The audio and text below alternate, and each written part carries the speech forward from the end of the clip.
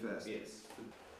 One of the topics on the agenda was. I would just say, very warm welcome here, Minister of Cooperation concerning your involvement in EU and CE. And Peter Carter, especially working with the military committee, various military representatives. And as you can expect, may I first give you a fresh over here. Tom Graves, Chris Murray,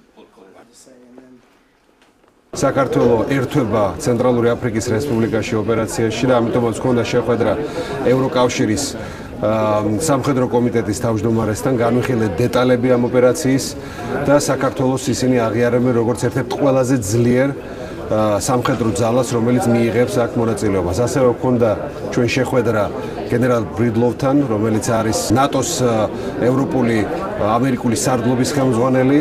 ჰქონდა გახილვა ავღანეთში მიმდინარე ოპერაციების და ასევე ორმხრივი თანამშრომლობის რა ფორმატშიცაც საქართველოს შეუქმნიან დამატებით თავდაცვით შესაძლებლობებს.